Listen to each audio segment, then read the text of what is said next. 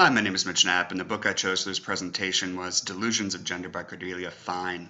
What Fine really does in this book is to talk about it's a nature versus nurture style argument, and she certainly falls on the side of nurture. What she's doing is she wants to point out sort of the problems that we can have with science classifying things as concretely true.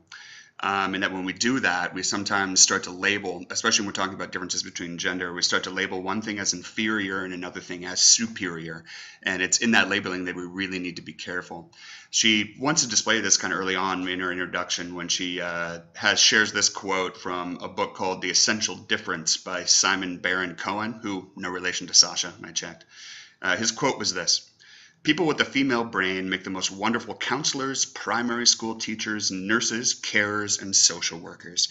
Now, it sounds like it wants to be like a very nice quote there when he's saying it, and I suppose to some degree that it is, but he definitely labels it as a female brain. And what the quote doesn't want to take into account is that there are many environmental factors that shape the way we inhabit the gender we inhabit. Really, she's taking a look at the science of gender and does her best to try and temper the labeling aspects that can come along with that, with the effect of social learning and the effect of the environment on us and our personalities. Basically saying that we should not forget the power of nurture, no matter how convincing the science of nature seems to be. She does this in her book by breaking it down into three parts. The first part of the book is neurosexism. It's Half Changed World, Half Changed Mind. The second part of the book is neurosexism.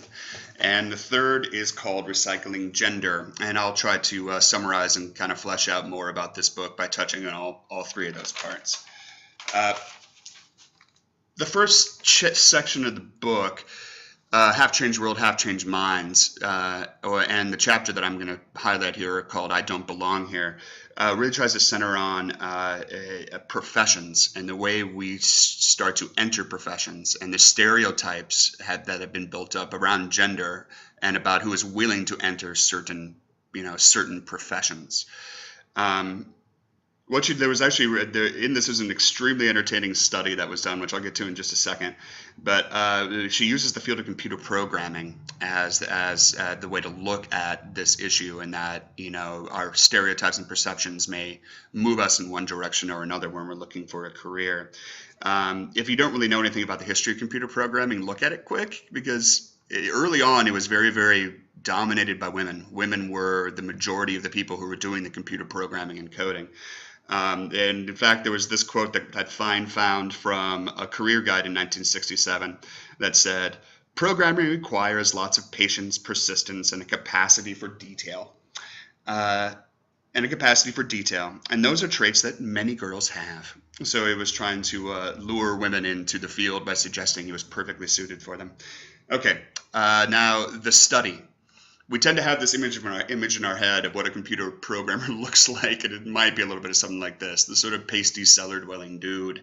And Fine says that, in the recent history, when, like I said early on, women were major part of early computer programming, that we started to have this stereotype now that kind of revolves around Big Bang Theory, Steve Jobs, that kind of perception we have. So the study that was done by a woman named Sapna Charan, and she was theorizing that people can join a group based solely on that group's physical environment. So what she did was set up something that looked a little bit like a career fair. And the career fair was designed to attract people to the field of computer programming. And the first time she set it up to look a lot like the basement of what we think the stereotypical dudes would look like. Lots of junk food, energy drinks out on the tables, kind of comfortable, somewhat ratty looking recliners, and use that as the backdrop to try and lure people in this job fair, career fair kind of scenario. In the second one, she decided to change the makeup of the room. So there was more healthy food, there was more open space, there was sort of tasteful art on the walls and ergonomic chairs. And in fact, in that one, the people who were talking about the topics were more willing to smile and be friendly, when in the first one, they were a little more standoffish. And what she found, not surprisingly, was that women were more attracted to the idea of becoming a computer programmer based on the second room, when they came into an environment that was more open and didn't have that stereotype associated to it that the first room had. Not only that, people overall, both men and women, just generally were more attracted to the idea of computer programming in that second room more than they were the first one. Concluding it really, sorry, going back there. What Fine says really about this is that personality traits that are typical of a given profession are often mistakenly thought to be necessary to the practice of that profession. So we need to be careful about taking on the trappings of the idea and not forget the idea itself, or whether we are genuinely and really want to be interested in that. The next section she works on is neurosexism, or unraveling hardwiring. There are a few really interesting things about this particular chapter that I liked quite a bit. She tends to spend a lot of time on exceptionality, sort of the exceptional performing person, and uses some statistics from some math exams to look at that. The first of which of these studies here was actually a study done over 40 different countries, and the 4 that I listed here were kind of outliers, but they had some interesting results. It said that in Indonesia, UK, Iceland, and Thailand, kids scoring at the 95th percentile in math, there were more boys than girls.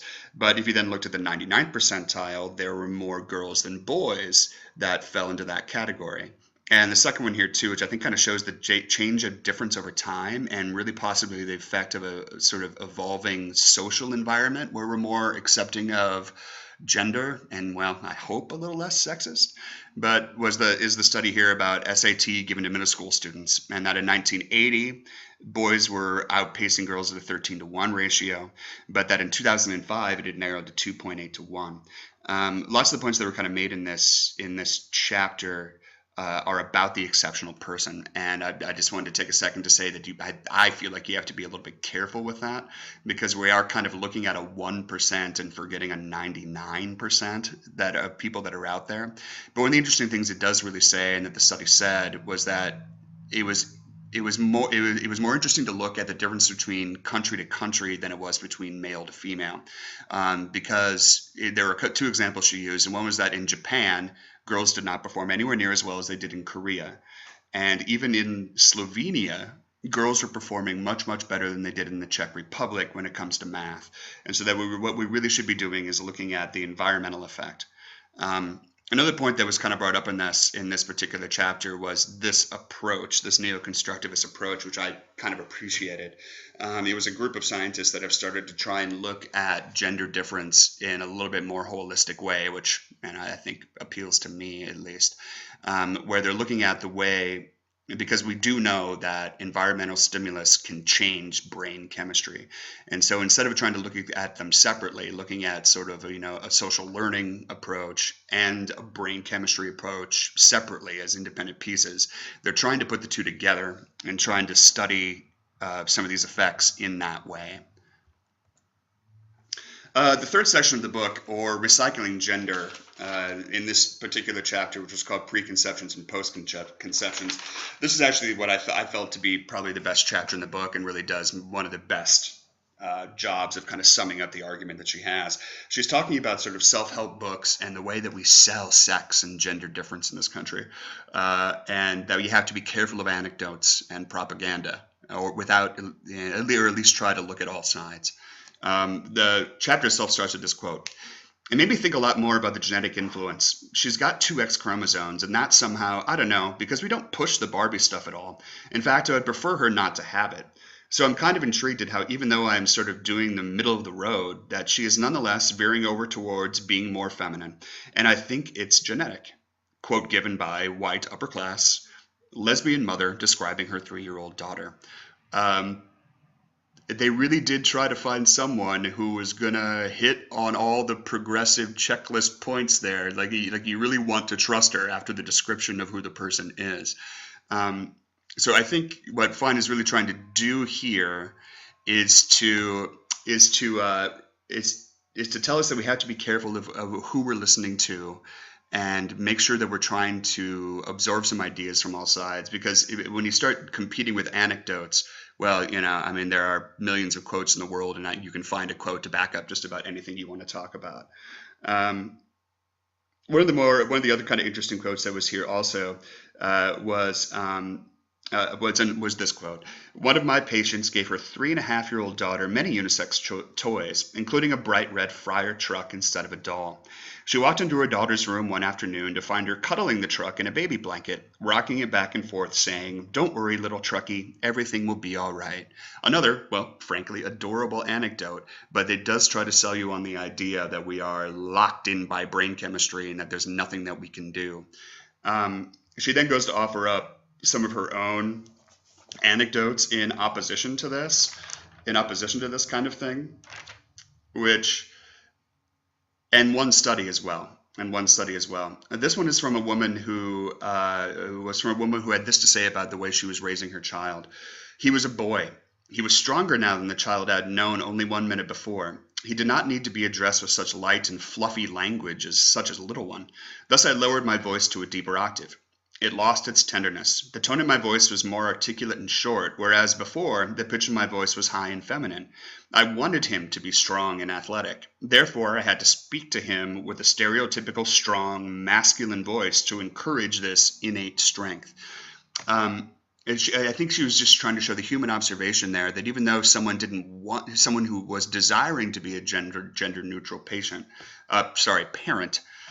was still finding themselves locked in this moment where they were starting to talk to a boy child in a very different way. The interesting study that I found pretty interesting in this particular chapter was that a woman named Barbara Rothman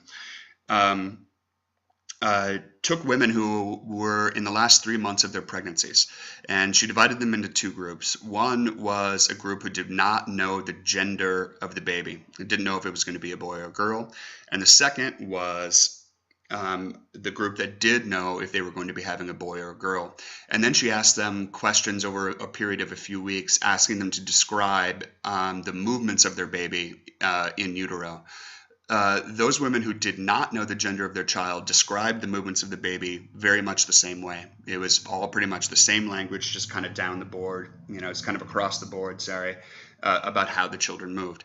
Now, the women who did know whether or not the child was a boy or a girl then seemed to be using language and described that child with much more specific gender identity. The boys were referred to as strong and energetic, and the girls were considered much more gentle and docile and hardly ever a problem, were some of the things that were said. I really, really did enjoy this book. It was a really good read, and I think I chose it probably because it tends to fit a lot with the way I kind of feel about gender difference and the way we should look at it. That it should be more of a holistic way that we go about looking at gender.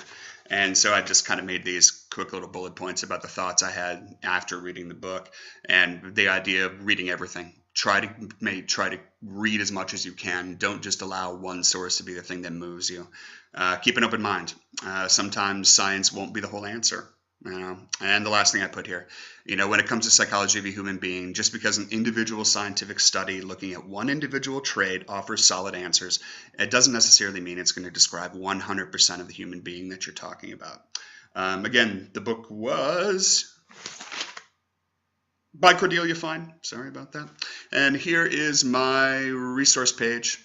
It looks like I was quite a bit more long-winded than I intended to be, but I hope you enjoyed it. Thank you.